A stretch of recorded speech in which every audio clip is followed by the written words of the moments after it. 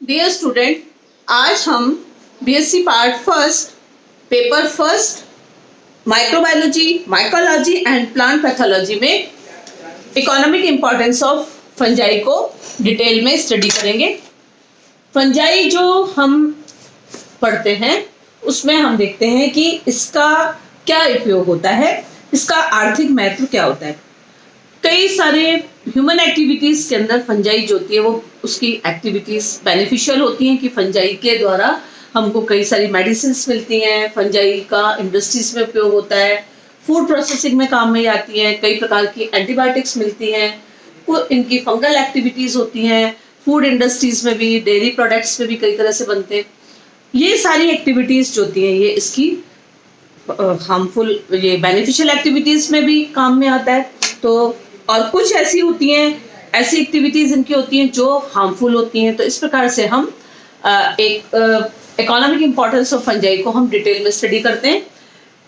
Fungi जो है उसको हम दो एक्टिविटीज, मेनली 3 एक्टिविटीज हम पढ़ेंगे, beneficial activities and harmful activities and biological importance of fungi.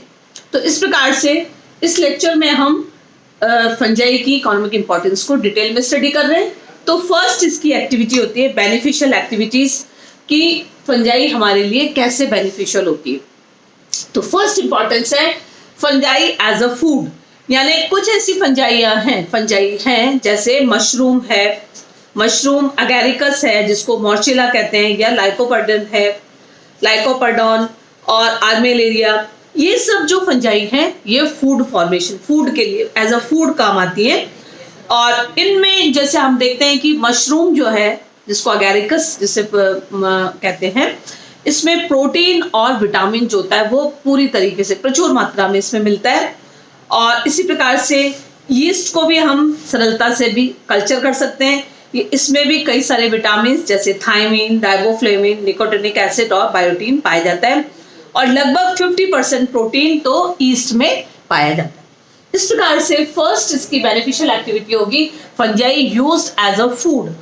Next है रोल इन फूड प्रोसेसिंग, जैसे कुछ फंजाई जैसे पेनिसिलियम है, एस्परजिलस है, आपके ये जो है वो फूड प्रोसेसिंग में काम आती हैं। जैसे ईस्ट को काम में लिया जाता है आपके ब्रेड बनाने में, और पेनिसिलियम जो होती है उससे चीज बनाने में काम आई जाती है। पेनिसिलियम कैम्फोर्टाई और पेनिसिलियम रॉकफर्टाई जो होती है जिससे कैम्बर्टफर्ट या रॉकफर्ट चीज भी प्राप्त होती है। इस प्रकार से फंजाई की नेक्स्ट इंपॉर्टेंस होती है इंपॉर्टेंस इन इंडस्ट्रीज। कुछ फंजाई जो होती है जिसमें कार्बनिक अम्ल, अल्कोहल या एंजाइम कवकों के उपापचय पदार्थों के रूप में भी इसको प्राप्त करते हैं।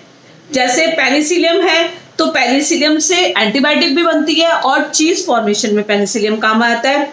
इससे कई प्रकार के प्रोडक्ट पेनिसिलियम से मिलते हैं, जैसे ऑर्गेनिक एसिड, पेनिसिलियम ऑक्जेलियम जो है वो उससे ऑक्जेलिक एसिड मिलता है, पेनिसिलियम ब्यूटेलियम से सिट्रिक एसिड मिलता है, पेनिसिलियम ग्लोकम से ग्लूकोनिक एसिड मिलता है। तो इस प्रकार से हम देखते हैं कि फंजाई जो है वो कुछ कार्बनिक ऑर्गेनिक एसिड्स से की प्राप्ति के लिए भी इसको यूज किया जाता है।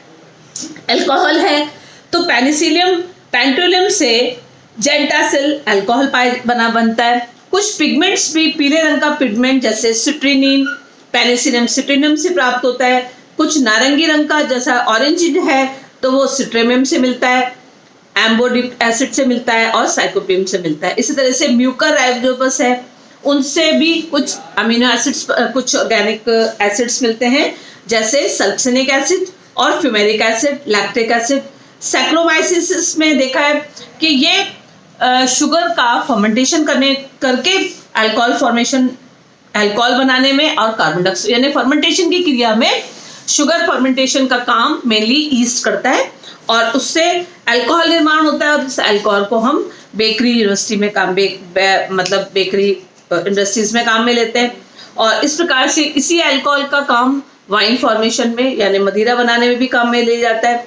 कुछ अल्कोहल जो होते हैं वो कुछ मेडिसिन में, कुछ प्लास्टिक उद्योगों में भी काम में ले जाते हैं। एस्परजिलस से भी कई प्रकार के, ये तो पेनिसिलियम का ही काम हो गया। इस प्रकार से एस्परजिलस को देखें तो एस्परजिलस से भी कई प्रकार के एसिड्स मिलते हैं जैसे इटोकॉनिक एसिड, एस्परजिलस इटोकोनियम से प्राप्त होता है जो कि प्लास्टिक इंडस्ट्रीज में काम में आता है।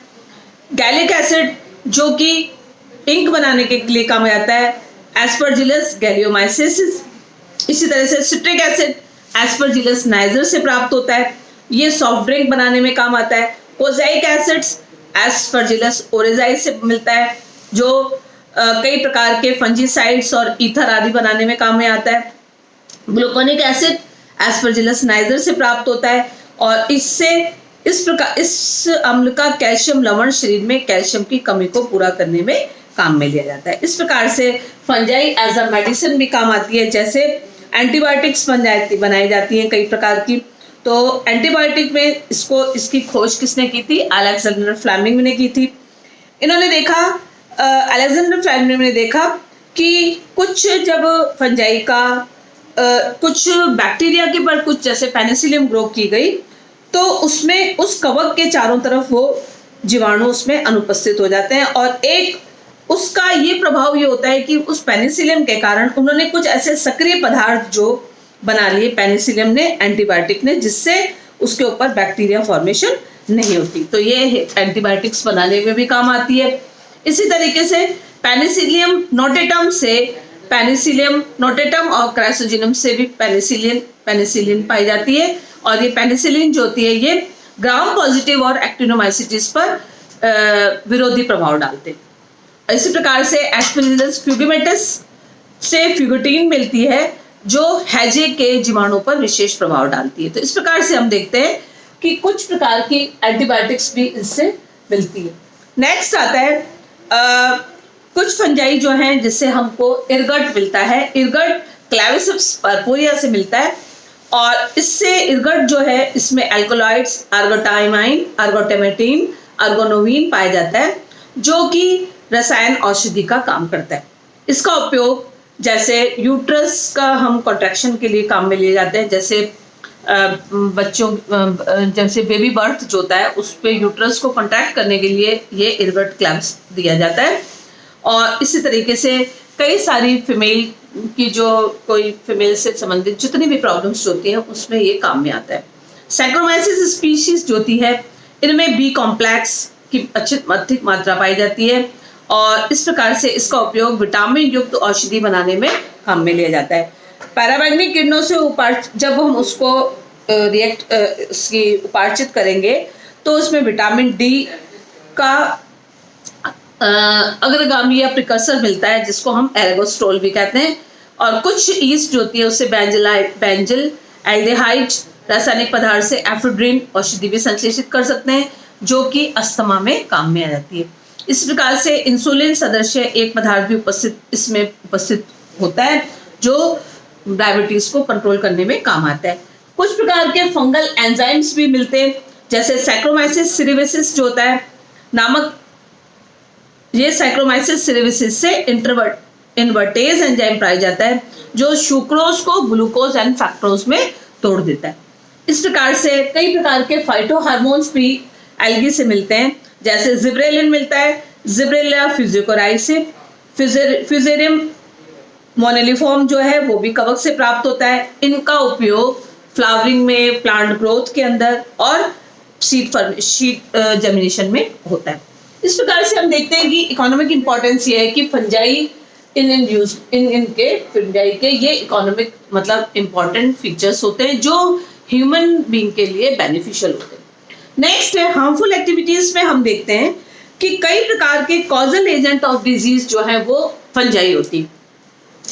कई प्रकार के कवक जो है कुछ ह्यूमन बीइंग्स में, कुछ एनिमल्स में और कुछ प्लांट्स स्पीशीज को भी खराब कर देती है।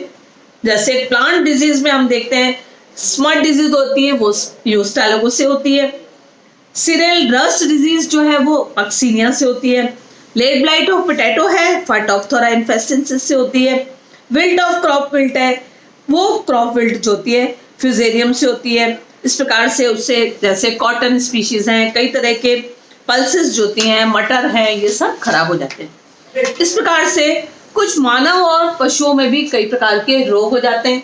उनमें जैसे एस्परजिलिसिस होता है वो एस्परजिलिस से होता है, उससे आपके स्किन डिजीज है, कान में या लंग्स पर इंफेक्शन हो जाता है। ट्यूबरकुलोसिस भी के समान ही एस्परजिलोसिस से भी रोग हो जाता है। इस प्रकार से कॉक्सिडियोमाइकोसिस जो होता है उससे क्या होता है कि इनमें कॉक्सीडियस कवक के द्वारा होता है, ये भी श्वसन नाल और फेफड़ों में इससे घाव बन जाते हैं।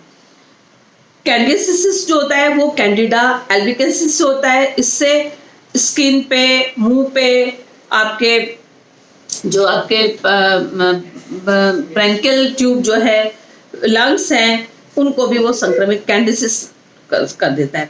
डर्मेटोफाइटोसिस जो होता है वो रिंगवर्म, चर्म रोग, ट्राइकोफाइटॉन द्वारा होता है, जिससे एथलीट फुट डिजीज भी हो जाती है।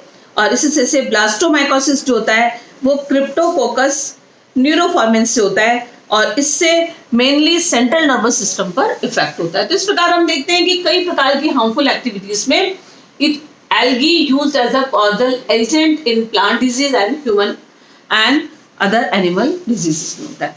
स्पॉइलेज ऑफ फूड भी हो जाता है। ये क्या करती है, फंजाई जो है विभिन्न प्रकार के खाद्य पदार्थ जैसे कि दूध, मक्खन है, पनीर है, डबल रोटी है, इनको या आपके जितना भी नॉन वेज आइटम होता है या फूड आइटम है उसको वो खराब कर देते हैं। और इसमें आपके सारी फंजाई और म्यूकरी आ जाती है। जैसे आप कहते हैं ना अचार खराब हो गया तो अचार पे फंगस आ गई। चीज के खराब होने पर जियोट्रॉकम जो होता है वो चीज को खराब कर देती है। मक्खन में मछली की दुर्गंध जो आती है वो ओडियम लैक्टस के कारण होती है, टॉर्फुला के कारण होती है। डबल रोटी पर म्यूकर बन जाता है। इस प्रकार से ये सब जो फंजाई जो होती हैं ये फूड मटेरियल को खराब करने का काम करती हैं। इस प्रकार से इनको इनमें एग्जाम्पल अपन हम देखते हैं, जैसे सॉफ्ट रूट जो होता है वो राइजोपस एरिजेस के द्वारा हो जाता है। एस्परजिलस रूट एस्परजिलस फ्यूमिगेंस के द्वारा होता है। ऑल्टरनेरिया रूट ऑल्टरनेट स्पीशीज के द्वारा होता है।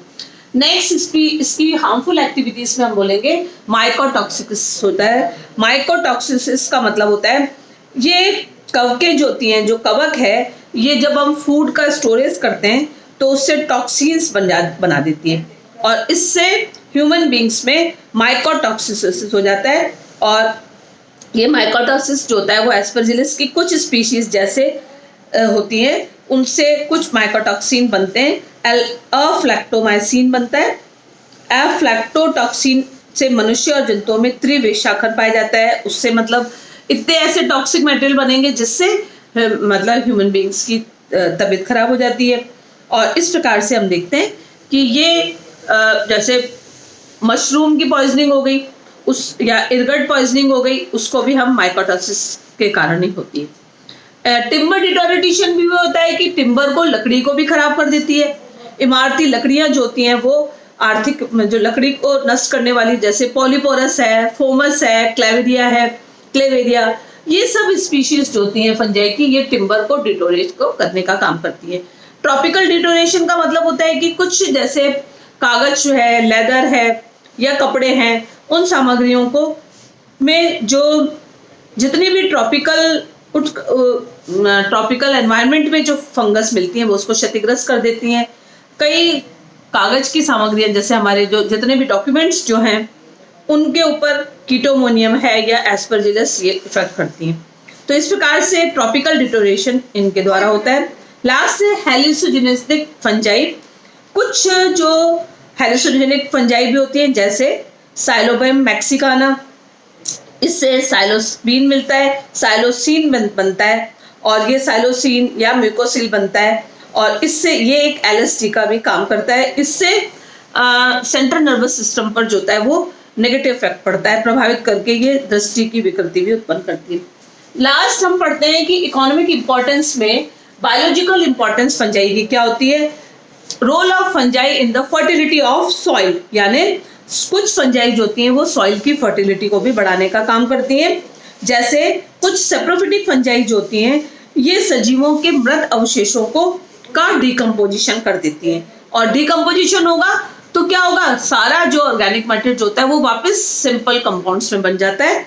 तो इन क्रियाओं में ह्यूमस फॉर्मेशन ज्यादा होगी और ह्यूमस से क्या होगा, वो जो सॉइल जो होती है उसकी फर्टिलिटी बढ़ेगी। तो इस प्रकार से इनको स्कैवेंजर्स भी कहा जाता है और ये सॉइल बाइंडिंग का भी काम करते हैं। माइक्रोराइजा में हम देखते हैं कि कुछ कवक जाल जो होते हैं वो हायर प्लांट्स की जड़ों के साथ एक इस प्रकार का सिम्बायोटिक एसोसिएशन इनमें बन जाता है कि वो एक दूसरे को लाभ पहुंचाते हुए एक दूसरे के साथ रहते हैं। तो कवक तो उसको आश्रय और भोजन प्राप्त हो जाता है, और कवक को तो उसके अंदर रहेगी हायर प्लांट्स की रूट्स पर, तो उसको अपना प्रोटेक्शन भी मिलेगा और फूड भी मिलेगा।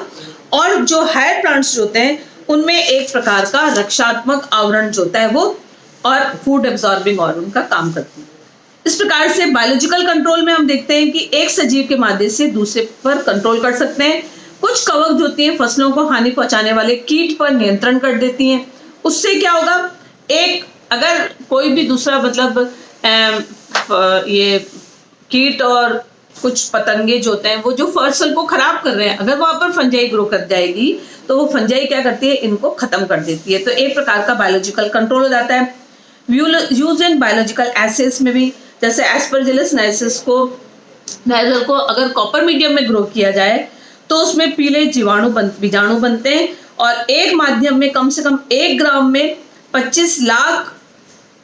25वें भाग में ये कॉपर यदि उपस्थित रहता है तो ये काले रंग के बीजाणु बनाते हैं। और इस प्रकार से इस कवक द्वारा कॉपर की इतनी सूक्ष्म मात्रा का भी पता लगाया जा सकता है। तो यूज इन बायोलॉजिकल एसिड्स में भी काम में आती हैं। बायोलॉजिकल रिसर्चेस में जैसे न्यूरोस्पोरा, यीस्ट, एस्कोबोलस, स्लाइम मोल्ड को जेनेटिक्स में, साइटोलॉजी में और मेटाबॉलिज्म के जो रिसर्चेस होती है उनमें काम में लिया जाता है। और लास्ट है कंटामिनेशन ऑफ कल्चर। कई प्रकार की जो बायोलॉजिकल लेबोरेटरीज होती हैं उनमें इनका जो माइक्रो ऑर्गेनिजम्स होते हैं, माइक्रो ऑर्गेनिज्म का कल्चर किया जाता है, और तो प्राय कवकों द्वारा ये संदूषित कर दिए जाते हैं, जिसके कारण श्रम व सामग्री की अनावश्यक खर्च होता है। तो ये कल्चर को भी खराब करने का भी, कल्चर जो भी हम मतलब रिसर्च कर रहे हैं और वो कल्चर खराब, वो भी इनके द्वारा हो जाता है। तो इस प्रकार से आज के लेक्चर में हमने इकोनॉमिक इंपॉर्टेंस ऑफ फंजाई को डिटेल में स्टडी किया। Thank you.